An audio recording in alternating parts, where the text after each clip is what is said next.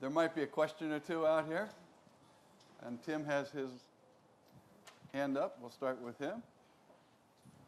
David, you mentioned earlier something that really caught my ear, that we need to listen to these recordings, but both of you have pointed out that they were never meant to be listened to. Yeah. What can you tell us about what either Scott or others at the time made out of reading these, which was their intent?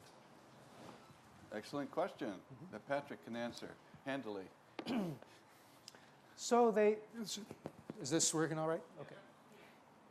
So they didn't get very far. There are certain things you can't make out from a sound recording. You can't make out words from a wavy line representation of sound. But as I showed an illustration where Scott had gone through and had noted, here's what it looks like when the pitch goes up. The waves start to bunch together. When it gets louder, they get taller, and so on. And so the expectation was that you could at least record the human voice in a way that where you could decipher this kind of detail. So you might not be able to make out the words, but if you had the elocution of a famous actor, you could see what their voice had done on stage, and perhaps pick up some details from that. There were certainly plenty of other experiments conducted in a more scientific vein with the phonautograph.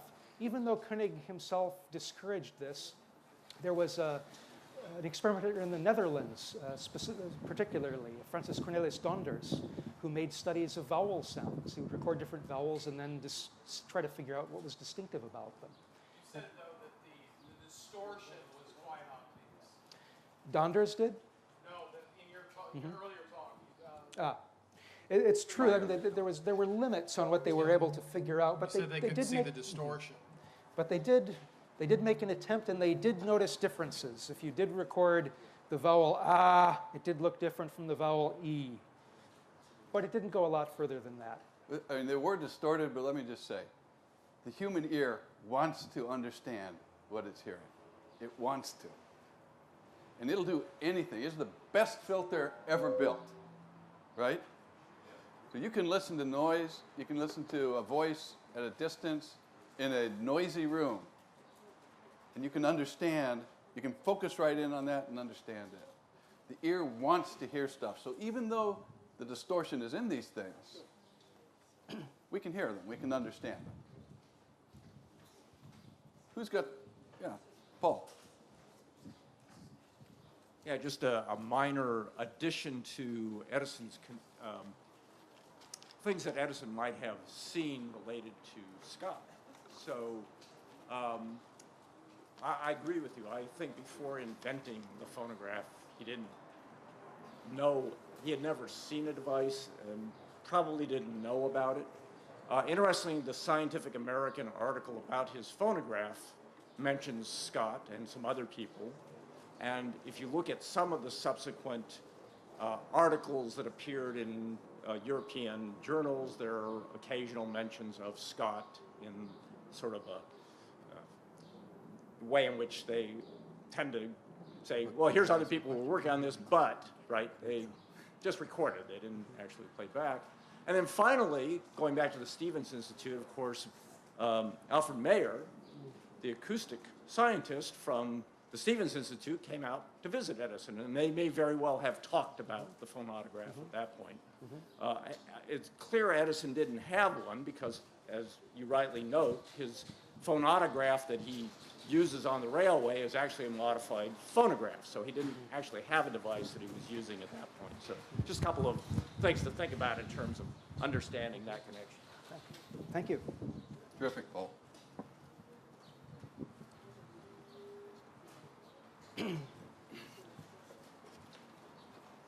Who had their hands up? Tony. Yeah. Okay. Hand that to Tony, please.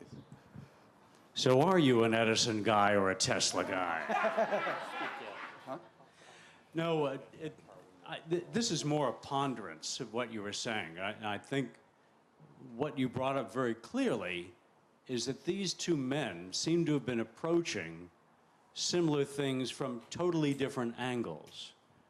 And that I found fascinating to know that Leon Scott was coming at it from a topographer's point of view, a man who was interested in learning to write things. He wanted to make speech visual. And maybe he can quite legitimately be seen as the first inventor of speech recognition software in that way. But Edison was clearly coming at it from a telegrapher and a telephonic researcher. But I find it kind of hard to imagine that Edison would not have heard of the phonautograph after it had been in business in existence for some 20 years. And by Edison's own admission, he used to say, before I embark on any project, I read everything I can about it. So, but it doesn't seem like he was directly copying, because all of the things you're showing are unrelated. The only copy seems to be the design of... I'll get you a new battery. The only thing seems to be the design of the machine itself, which is very reminiscent of the phonautograph. I have a comment on that. Okay, I could as well, but you go first. Okay.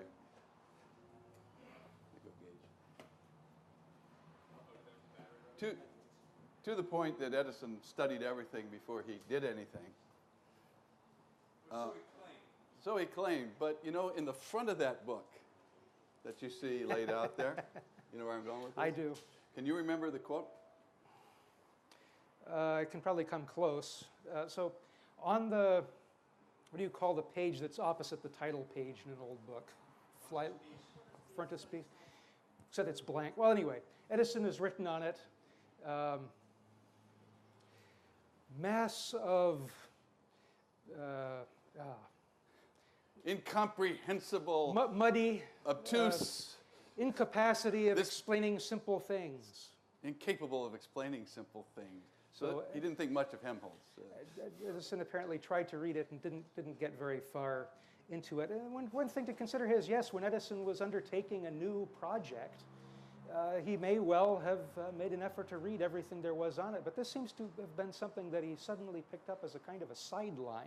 This business of recording sound wasn't really something that was anticipated a lot in advance, if we trust the details of his story. One other point that may be worth bearing in mind here is that it's not clear and really quite difficult to reconstruct how well known and how well understood the phonautograph was in the United States during this period. Experts definitely knew about it. Certain people were clearly aware of it. But you look at something like the Scientific American. Yes, they do bring it up later after Edison's invention.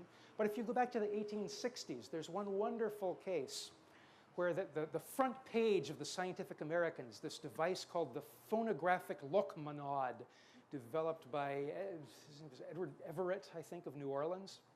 This telegraphic device for sending signals over a wire using arbitrary audible signals.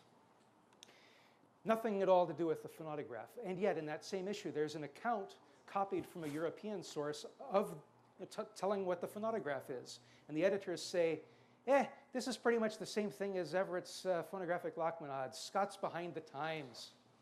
So, I mean, at least in that case, I mean, there were no letters to the editor afterwards saying, you people messed up. And so it does seem as though, you know, there was also widespread ignorance of it. So I think there was knowledge out there, but I don't know how deeply it had penetrated. So let me just briefly say something about Edison. Is it? No, there we go. Let me just say something briefly about Edison and sort of book research before he gets into a project. Yes, that happened a lot. You know, I would say it would be an exaggeration to say he looked at everything. And I think in the case of the phonograph research, if you look at the sort of sum of the documentation from that period, it's clear that the things that he was more focused on were A, telephone, and B, his transmitter receiver, that device that Patrick showed. than the phonograph. The phonograph is one of these episodic things, and Edison did a lot of that kind of sideline research. And oftentimes those were not these sort of massive, let's pull all our resources together and study this, and it was just one of these things that kept going over time, and the phonograph seems to have been one of those. So, I would take that and a lot of stuff that's said, actually, with a grain of salt. Now, one of the things he did do upon his beginning research on the phonograph, on the telephone, so he was introduced to Helmholtz not just by reading that book, but a guy named Robert Spice, who was a teacher at what was then called Brooklyn Polytechnic. Actually, Edison hired him initially for some advanced sort of study of chemistry, and then later Spice came back and actually provided Edison with his initial understanding of the science of acoustics, including Helmholtz's work. So it was just not just by book reading. And in fact, that copy of Helmholtz is not just, has Edison's notes from 1875 and that period, but in fact, Edison returned to it much later when he was working on the phonograph in the early 20th century as well. Carlene? Thanks. I'm wondering if there isn't, if we take the sound out of this, which is a recent addition, I'm wondering if there isn't a common mechanical vocabulary in terms of technologies that exist in the middle and late 19th century that everybody knows about, whether they're working with electricity, whether they're working with sound.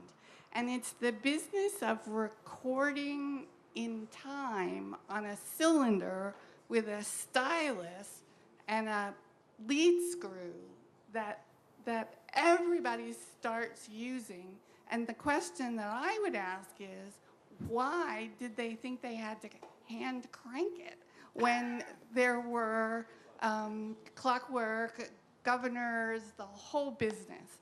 But I think my main point is about this mechanical vocabulary that isn't really surprising that they all end up with very similar elements.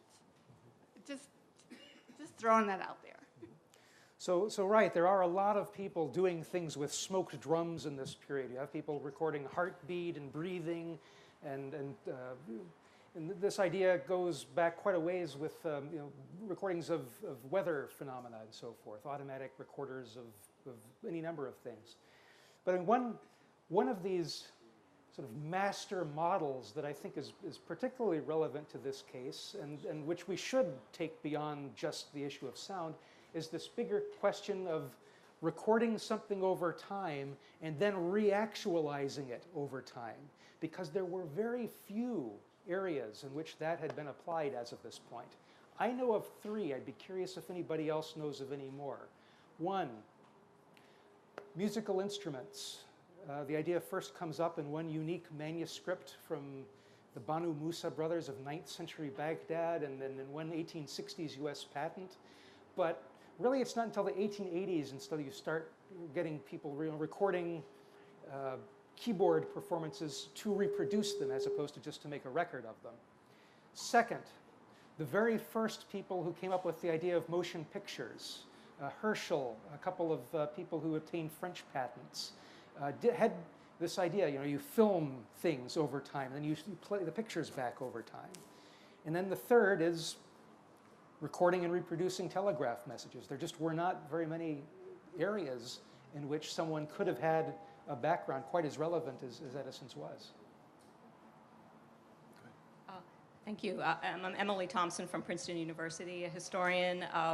One could also make a connection back to Jacquard looms and sort of stored program instructions for mechanical or other, with musical instruments to connect it to sound. I wanted to make a larger point, though, to just throw it out as well. I think in trying to consider, whether Edison was aware of Scott's phonautograph and trying to ponder why it never occurred to Scott to try to play back those sounds. I think it's important to step back and also remind ourselves that 20 years after Edison got the recording and reproducing phonograph, people, for those first 20 years, people weren't really sure what to do with this thing. It was so amazing, and it could do so many different things, but none of these things were compelling enough to really just kind of enable people to pick up and run with it. And I think it speaks to the difficulty, say, of Scott imagining playback. What would one do with that playback? You know, and just a fundamental understanding based on millennia, you know, of human civilization that sound is ephemeral, and that, you know, so I think that the cultural force to really bring about what we think as the modern phonograph is as much something that has to be invented, and it's still not fully in place even in 1878 when all these pieces come together. So, Yeah. Thank you. Well put. We're running low on time, so we're going to do Jean-Paul, and then questions back here, and call it good. And then we'll have our demonstrations. That's when the fun begins. Yes, just a comment about the presence of phonautograph in North America. I don't know what was the case in United States, but I can tell you that in Quebec City, around 1870, there was one, which is still there. So, just a comment. We need to make a map of where phonographs were and when. Yeah, what's his name? Dave Pantalone has done a survey of them. I'm going to go to Alex and you, because you're going to be funnier. Alex Magoun, IEEE History Center, and I've really enjoyed this, going back to my dissertation on the evolution of the phonograph record. So that whole sort of story about what exactly Edison and his muckers were doing that night in July, it is worth reinforcing what Emily is saying from the big picture, is that it was an accident. I mean, he was focusing on technologies he could make money from. And in the course of working on, I think it was 3 or 4 other technologies, this notion of sound recording and reproduction came up as something we should test and try out. But I want to pull that back to this phonautograph and your reference to this MIT student or guy, Maury. If you look at his article, and I did a Google Ngram of phonautograph to see, all right, where is this showing up? That article, Maury is talking about, yes, we all know about the phonautograph, but it's not very popular because it's not very effective. And because it's longitudinal, it's not vertical indentation, it's not designed for lateral movement of waves. So whatever distortion you get, it's kind of obvious from that pig bristle running along the carbon without actually knowing where it's supposed to go.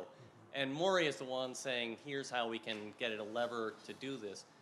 And so it's out there. The Encyclopedia Britannica of 1875 has a long article in acoustics that maybe Edison, maybe it's in his library, along with the American Journal of Science, there's references. So I'm sure it's out there, but it wasn't, people had not improved on it again for the same reason that Edison and people after are saying, what do we do with sound reproduction? We don't know.